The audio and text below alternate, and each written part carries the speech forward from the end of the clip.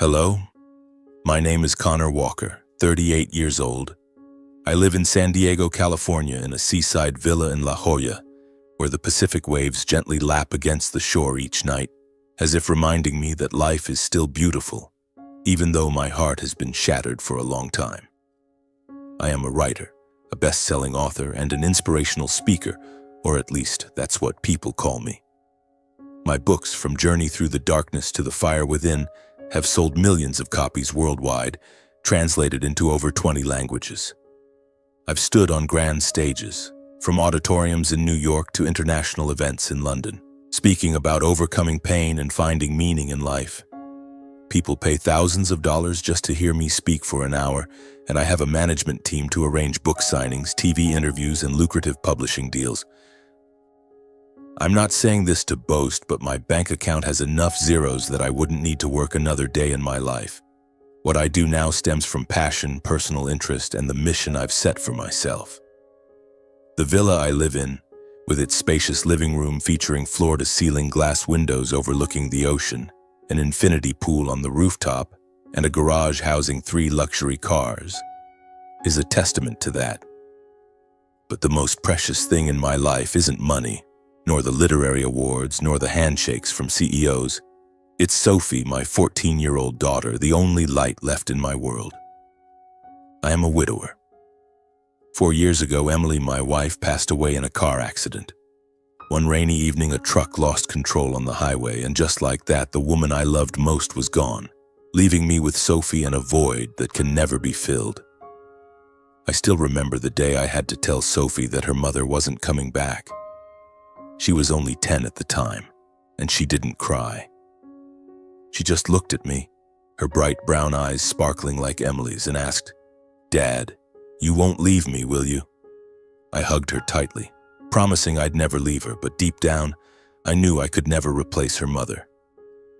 Sophie is now 14. She's intelligent, sensitive, and stronger than I am in many ways. She has long brown hair, usually tied up high, and a smile that makes me feel like everything in this world is still worth fighting for. Sophie loves reading, not just my books, but also science fiction novels and children's comics. She also loves to sing, though, in her own words, her voice sounds like a cat yowling at midnight. I cherish the moments we spend together. Mornings when I make coffee while Sophie prepares toast. Evenings when we sit on the rooftop gazing at the sea and talking about everything from her math tests to ideas for my next book. Our home in La Jolla is where I feel most at peace. I have a private writing room with a large wooden desk, a bookshelf that reaches the ceiling, and a wide window overlooking the ocean. On my desk, there's always a framed photo of Emily, her smile reminding me that I must keep living for Sophie. I often write in the early mornings when the sunrise paints the sea golden, and Sophie will burst in bringing a cup of hot cocoa and asking, "Dad, how's the new chapter? Has anyone died yet?" She always knows how to make me laugh. But my life isn't just sunshine and Sophie's smiles. There's a shadow that always lingers, a shadow named family. My original family, the one I've tried to keep at a distance but can never fully cut ties with. My father, Charles Walker, 75 years old, is a domineering, cold man obsessed with money. He was once a real estate tycoon building an empire from land deals in California. My father always prided himself on building everything with his own hands, and he frequently called me a dreamer, unworthy of the Walker family. Writing books, giving speeches, that's child's play, Connor. A man should make money, build something solid like I did, he once said, his voice dripping with disdain, even when I showed him articles praising my writing talent. To him, my success is worthless because it doesn't resemble his. My mother, Margaret, 73 years old, is a more complex figure. She always appears with a perfect smile, a sweet voice, and words of concern that sound genuine. She calls me every month, asking about Sophie, asking about my work. But I always sense an invisible distance. My mother is jealous of me, though she'd never admit it. Once, when I was invited to speak at an international conference in Paris, she called to congratulate me, but her voice was strained, as if she had to force the words out. "You're so lucky, Connor. Not everyone gets opportunities like you, she said, but I could hear the bitterness in every word. I know she doesn't like that I've surpassed what she and my father ever expected, that I've built a life without relying on the family. And then there's Brian, my younger brother, 35 years old. Brian was once my closest ally in the family. When we were kids, we built sandcastles on the beach together, hid in our rooms to escape our parents' arguments. But as we grew up, Brian chose a different path. He wanted to prove himself to be like our father, but all his efforts failed. He started a company, but it went bankrupt after 2 years, leaving a massive debt that our parents had to cover. Since then, Brian has lived in their shadow, working for our father's real estate company and relying on monthly allowances. I don't judge, everyone makes their own choices. But what breaks my heart is the look in Brian's eyes when he sees me. It's a look of envy, of resentment, as if I've stolen his opportunities. Whenever I visit the family, Brian is all smiles and friendly chatter, but his smile isn't genuine. I feel it, and Sophie does too. Sophie doesn't say much about her grandparents or Uncle Brian, but I know she notices the things I try to hide. Once, as we were getting ready to visit them in Newport Beach, Sophie looked at me and asked, "Dad, why do Grandma and Grandpa always want you to come to their house? I feel like they don't really like you." I laughed, ruffled her hair, and said, "They're family, Sophie. Family can be complicated." But deep down, I knew she was right. Sophie is perceptive, and she sees the things I try to ignore. My family lives in Newport Beach in an opulent villa my father bought in the 80s. It's a massive estate with a sprawling garden full of flowers, something I always avoid because I have asthma and a severe allergy to pollen, especially ragweed. I always carry an inhaler, my constant companion, though I rarely need to use it. My parents know about my condition, but my mother loves her garden, and she often says, "Connor, you need to learn to live with nature. Don't be so weak." I just smile, avoiding an argument, but I always check my inhaler before going there. My relationship with my family has never been easy. When I left home at 18 with $200 in my pocket and a dream of becoming a writer, my father called me a fool. My mother cried, but I knew she was crying because she feared I'd embarrass the family, not because she was worried about me. When I published my first book and it became a bestseller, they started looking at me differently. But not in the way I'd hoped. My father began asking about my book sales. My mother asked about the celebrities I'd met, and Brian just stayed silent, but his eyes said everything. I know they look at my wealth, the villa, the cars, the bank account, and see me as a walking safe. I've tried to stay connected with them for Sophie's sake. She loves her grandparents, though I know she senses the insincerity in how they treat her. My mother often sends Sophie gifts, expensive but meaningless things like a designer dress Sophie never wears. Brian occasionally brings his kids to play with Sophie, but I notice he's always probing about my work, my new contracts, as if he's fishing for something. One morning, as I was writing in my room, the phone rang. It was my mother. "Connor, you and Sophie have to come to our 40th wedding anniversary party. It's at the villa in Newport Beach. It'll be fun. It's been so long since the whole family got together." Her voice was sweet, but I sensed an inexplicable pressure. "Mom, I'll check my schedule. Sophie's busy with school, and I have a speaking engagement in San Francisco." "Oh, don't say no to me, Connor. It's a special occasion. Sophie will love it," she interrupted, her voice still gentle but forceful.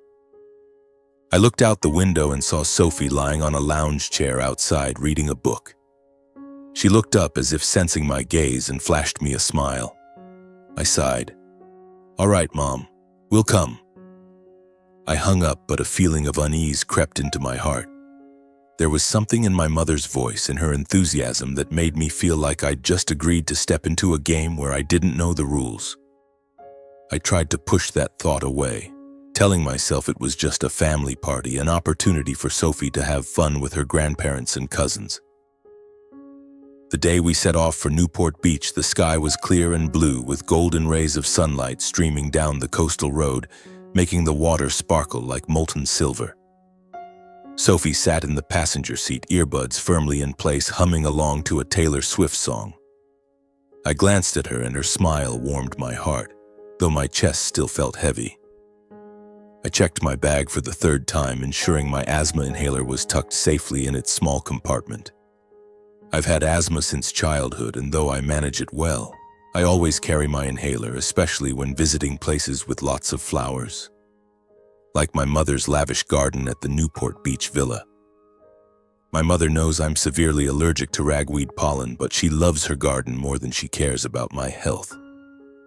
"Connor, you need to learn to live with nature," she once said, half joking, half serious. I just smiled, but I'm always cautious. "Are you excited, Princess?" I asked, trying to keep my tone cheerful. Sophie pulled out her earbuds and shrugged. "It's okay, Dad, but something feels weird. Grandma and Grandpa keep insisting we come. They're not usually this interested."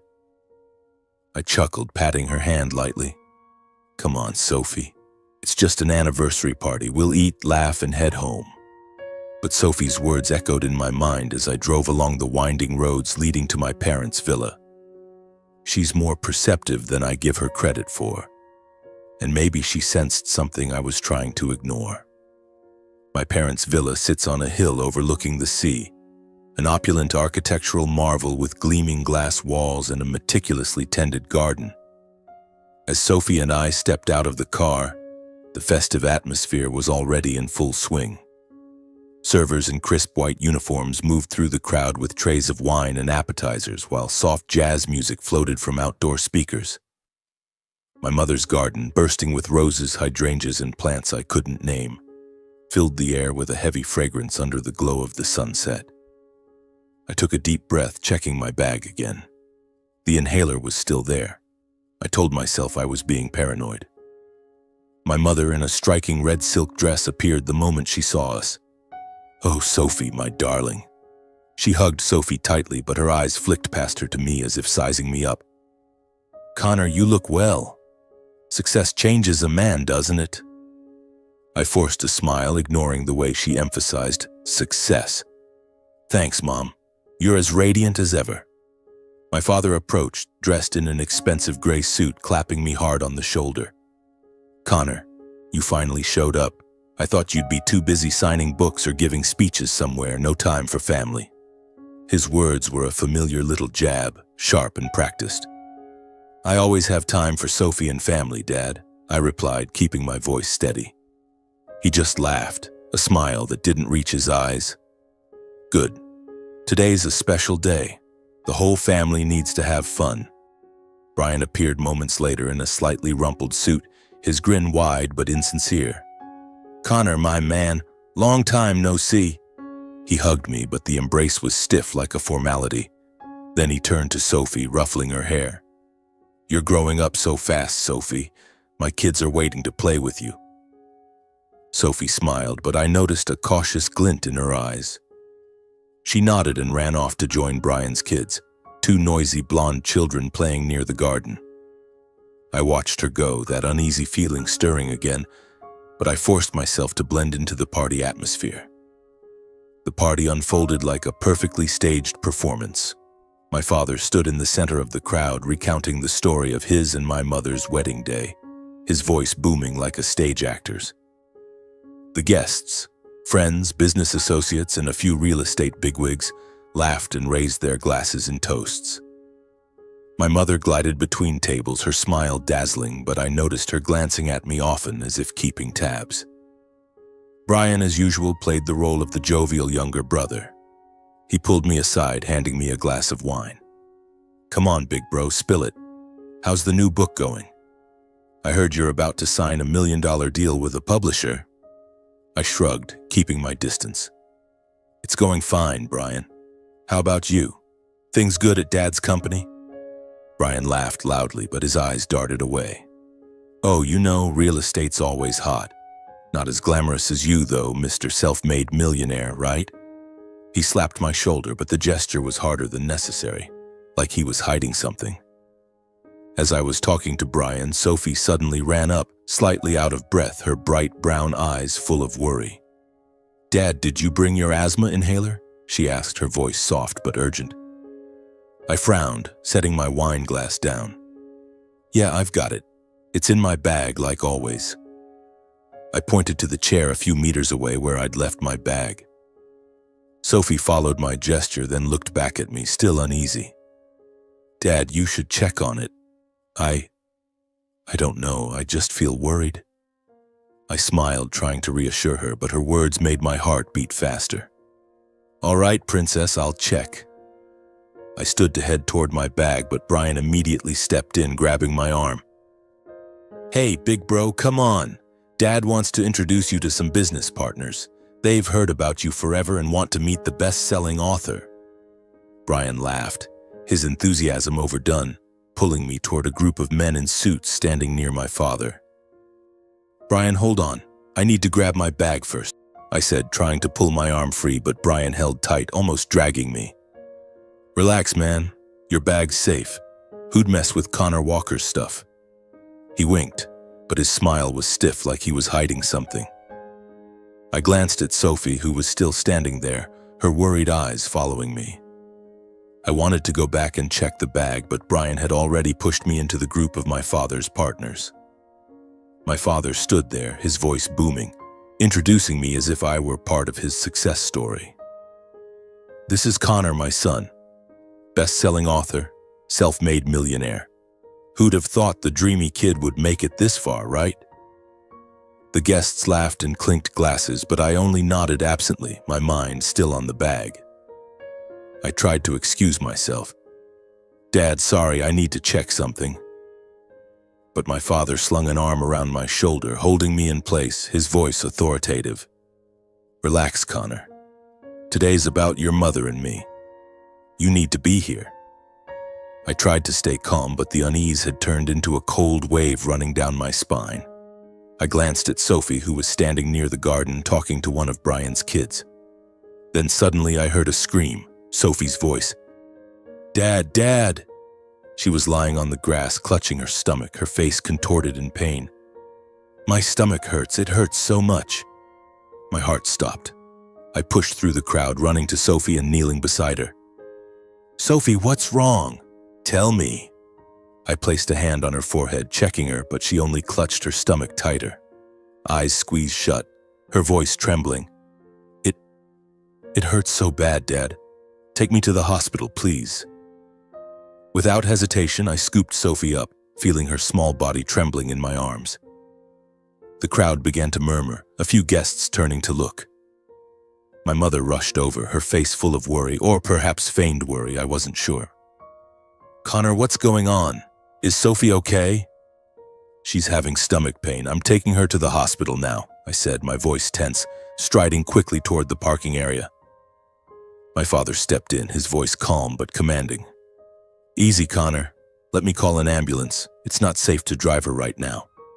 Brian appeared too, blocking my path. "Yeah, man, an ambulance will be here in no time. Just leave Sophie here. We'll take care of her." But Sophie, still in my arms, shook her head frantically.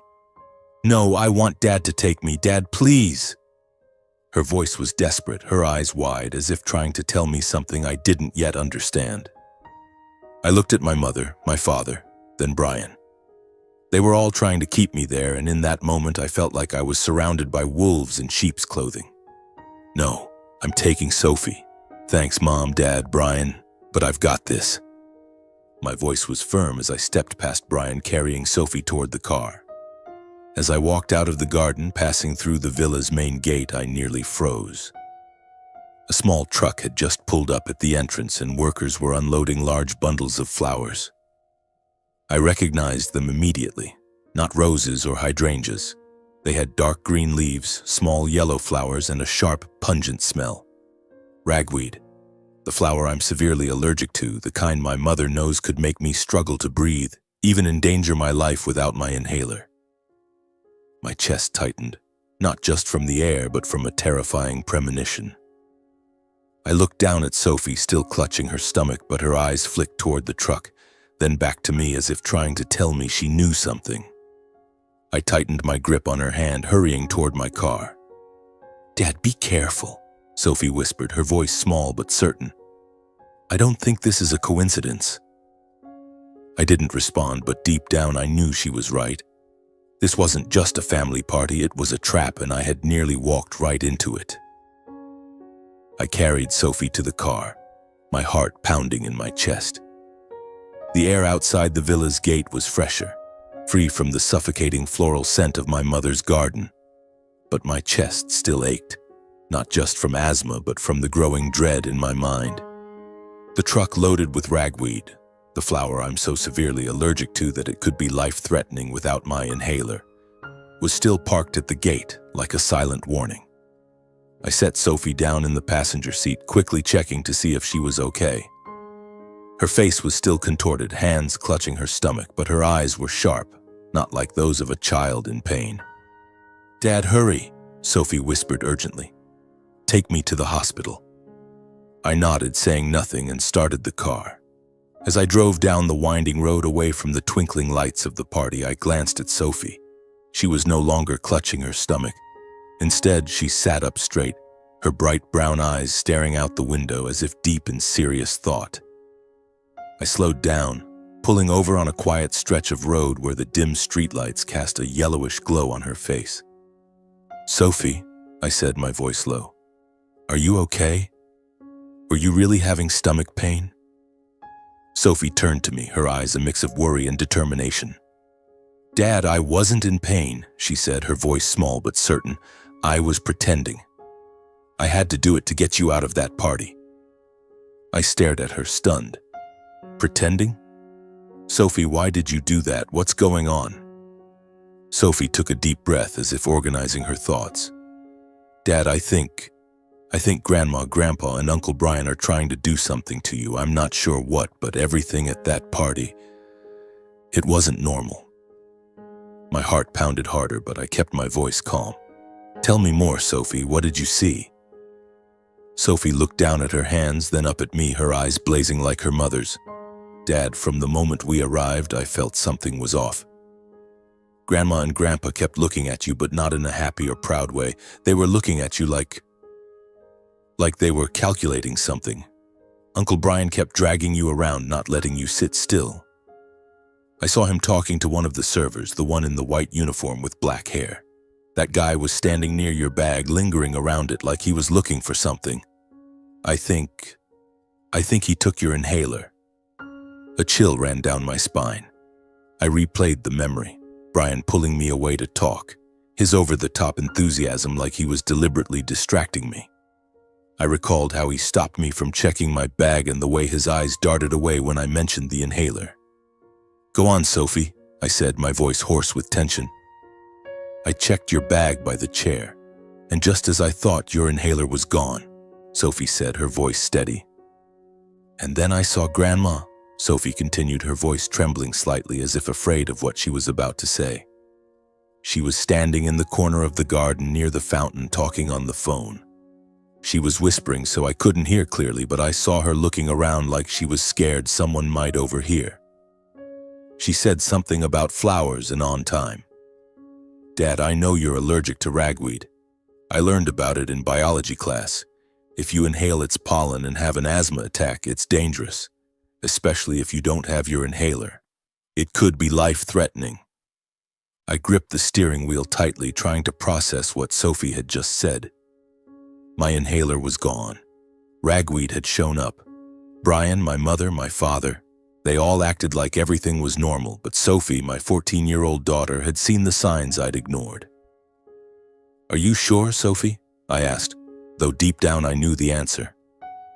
Sophie nodded, her eyes glistening but resolute.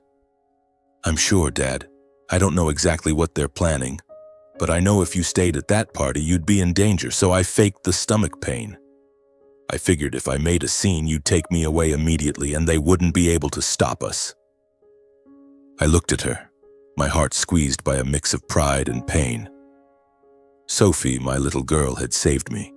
She'd seen what I, with all my success and experience, had chosen to ignore, that my own flesh and blood might be plotting to harm me. I pulled Sophie into a hug, feeling her small body in my arms. You're amazing, Princess, I whispered, my voice choked. Thank you. Sophie hugged me tightly but then pushed back, her eyes serious. Dad, I think they want your money. I overheard Uncle Brian talking to someone at the party, something about assets, and it'll be easier if he's gone. I didn't understand everything, but I know it's not good. I took a deep breath, trying to stay calm. The pieces in my mind started falling into place. My wealth, the La Jolla Villa, the publishing contracts, the bank account, was something my parents and Brian always kept an eye on. My father had asked about my book sales. My mother pried into my investments, and Brian, his envious glances were clearer than ever now. But to plan to harm me? To trigger an allergic reaction for money? The thought made me shudder. Sophie, did you see anything else? I asked, trying to gather more information. Anything, no matter how small. Sophie frowned as if sifting through her memory. When I was playing with my cousins, I saw Grandpa hand something to the server. The one near your bag. I think it was an inhaler, but I'm not sure. Grandpa patted his shoulder like he was giving an order. Then he looked at Grandma and she nodded. I don't know what it meant, but it scared me. I took Sophie's hand, squeezing it gently to reassure her, but inside anger was starting to boil. My family, my father, mother, and Brian had planned this. They knew about my ragweed allergy. They knew I needed my inhaler to survive. And they deliberately took it away, deliberately brought ragweed to the party. But why? For money? Out of jealousy? Or both? Dad, what do we do now? Sophie asked, her voice a mix of worry and determination. They'll know I was pretending. They'll try something else. I looked at her, so proud I could cry. Sophie wasn't just smart, she was brave. She'd pulled me out of that trap, and now I had to protect her and myself. First, I'm taking you home to keep you safe, I said. Then I'll figure out how to handle this. I promised Sophie. I won't let them hurt us. Sophie nodded, but her eyes remained wary. Dad, I trust you, but I don't want to go back there, ever. I drove on towards San Diego. The night road was quiet, with only the streetlights and the distant sound of ocean waves. But inside me, a storm was brewing. My family, the people I'd tried to love despite their lack of love for me, had betrayed me. And if it weren't for Sophie, I might not be sitting here now. When we arrived at the La Jolla Villa, I sat on the couch, pulling Sophie to sit beside me. You saved me today, Sophie, I said, my voice choking. I don't know how to thank you.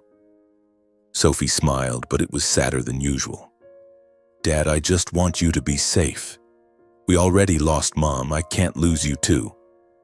Her words cut through my heart like a knife. I hugged Sophie tightly, feeling her warmth, and in that moment I knew I had to act. Not just to protect my wealth, but to protect the life Sophie and I had built.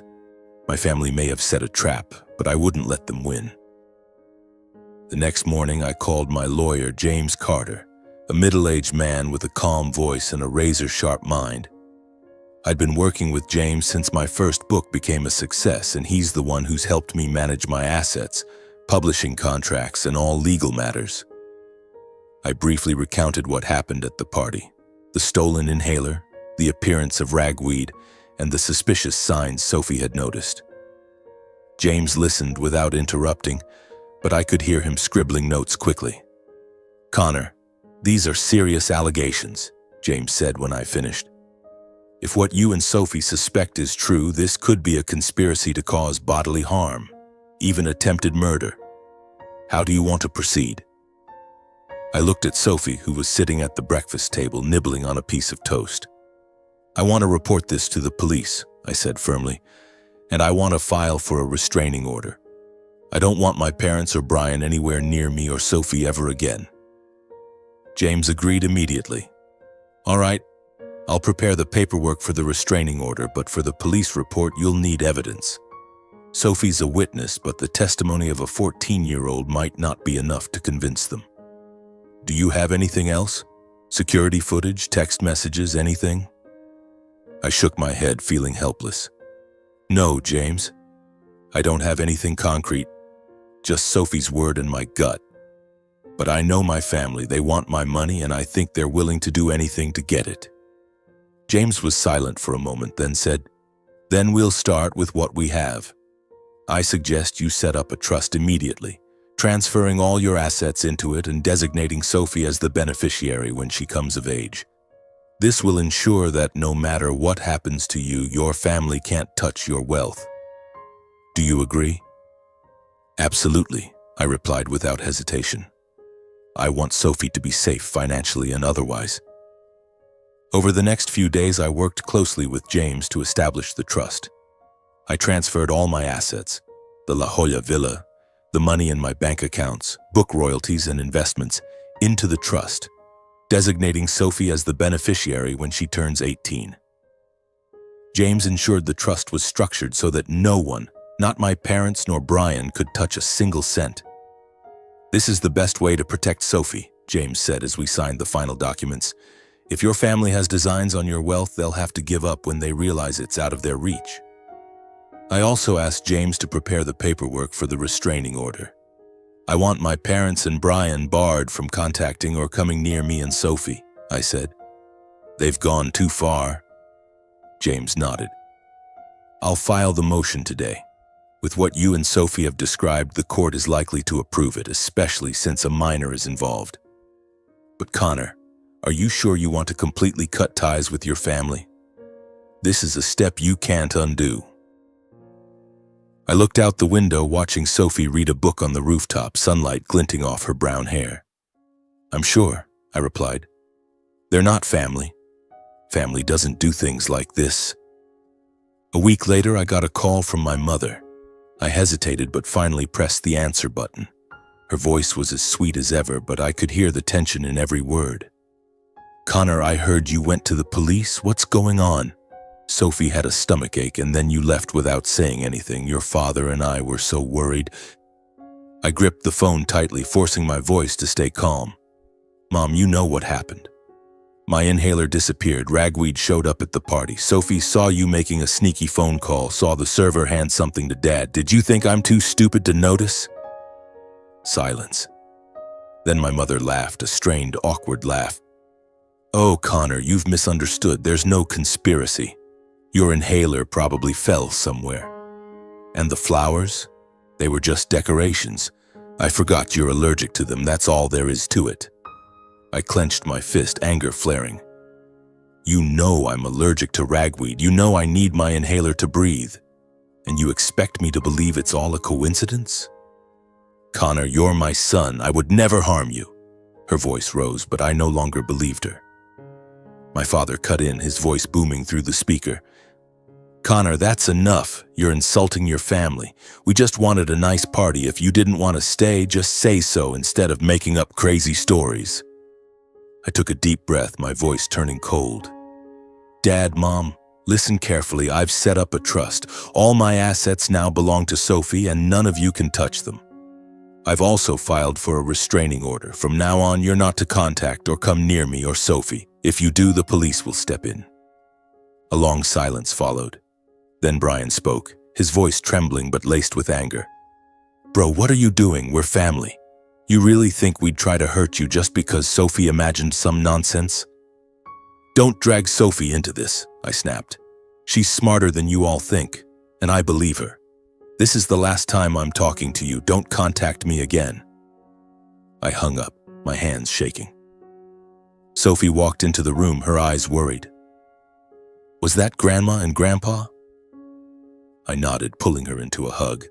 "Don't worry, Princess, I've handled it. They won't bother us anymore." In the weeks that followed, I focused on restoring peace to our lives. The court approved the restraining order, and James confirmed that the trust was fully established. I felt a sense of relief, but the pain lingered. My family, the people I'd tried to love despite their lack of love for me, had betrayed me. But every time I looked at Sophie, I knew I'd made the right choice. She was all I needed, and I would do anything to protect her. In the days following my final confrontation with my family, the La Jolla Villa became a true sanctuary for Sophie and me. The sound of the ocean waves crashing against the shore each night was no longer just the sound of the sea. It was a reminder that we had weathered the storm.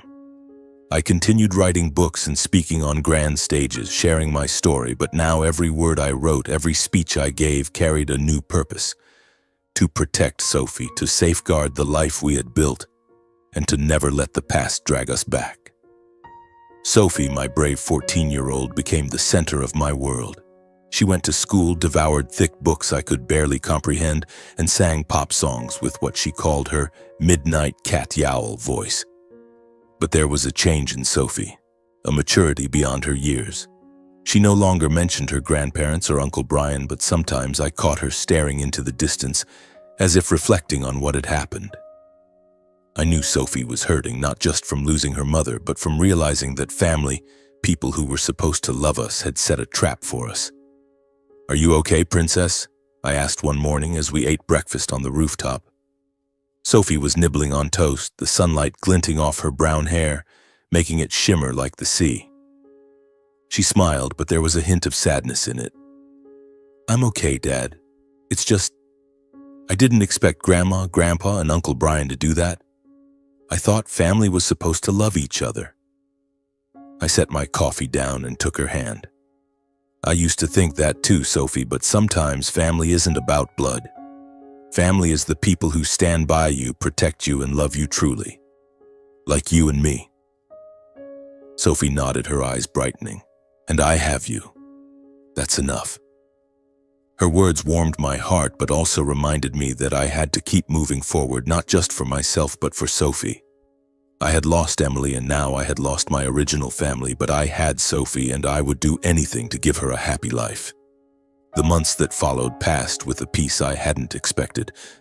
I finished the manuscript for my new book, Darkness and Light, a story about overcoming betrayal and rediscovering hope. I wrote it with all my emotions, thinking of Sophie and what she had done to save me. The book was quickly accepted by my publisher, and I received an invitation to speak at a major conference in San Francisco. This time, I decided to bring Sophie along. "You're my inspiration," I told her when she looked at me in surprise. "I want you to see me work." Sophie beamed and we set off together. At the conference, I stood before hundreds of people sharing my journey, not just as a writer, but as a father, a man who had learned to rise after being struck down by those closest to him. When I finished my speech, the audience erupted in applause, but my eyes sought only Sophie in the crowd.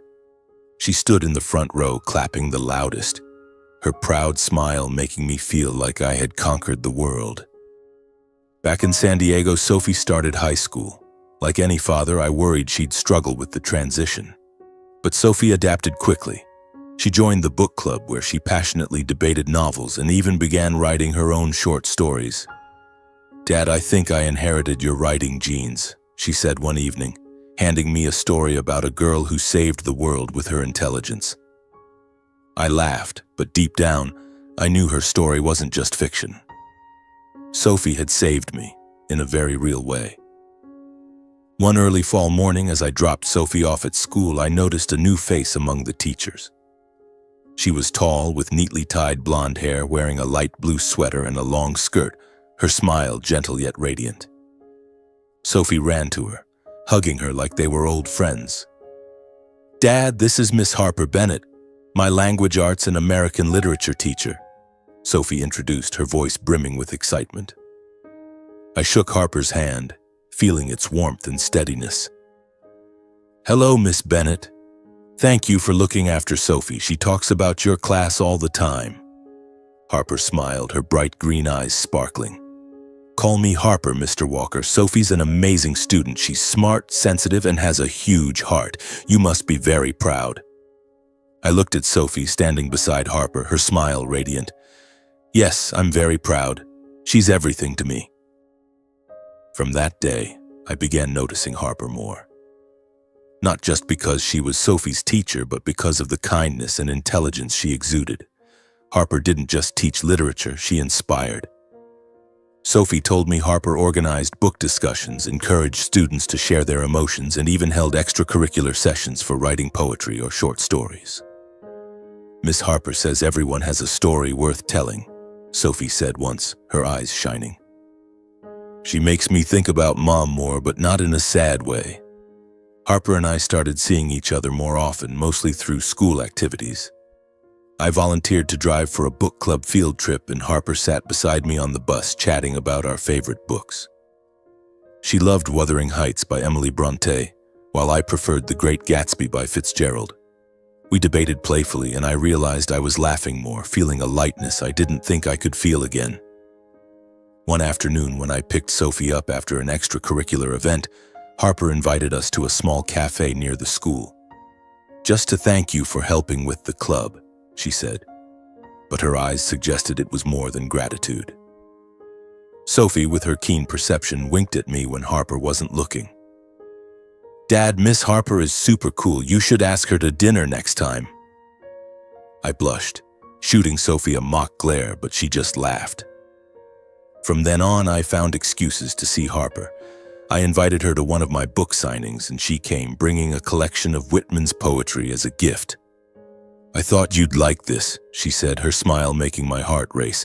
My relationship with Harper grew slowly but naturally, like waves lapping at the shore. We walked along the La Jolla beach, talking about life and the scars of the past. I told her about Emily, the pain of losing her, and what my family had done. Harper listened without judgment, only holding my hand and saying, "You and Sophie are so strong. Not everyone can overcome something like that." Sophie adored Harper. She began calling her Miss Harper with affection and even invited her to our house for dinner. One evening, as Harper helped Sophie make pasta in the kitchen, I stood at the door watching them laugh and joke and felt a peace I didn't think I'd find again. Sophie caught my eye, winked, and whispered, "Dad, I like Miss Harper. You should give her a chance." I laughed, pulling her into a hug. "You're quite the matchmaker, princess." A year later, Harper became an indispensable part of our lives. We didn't rush, but I knew consultants. I had fallen in love with her, not just for her kindness and intelligence, but for the way she loved Sophie like her own daughter. One evening, as the three of us sat on the rooftop watching the sun set over the ocean, Harper held my hand, and Sophie, sitting between us, smiled brightly. "Dad, I think Mom would be happy seeing us like this," she said. I nodded, my eyes stinging. "I think so too, Sophie." Looking back, I realized that the scars of betrayal never fully disappear, but they can heal.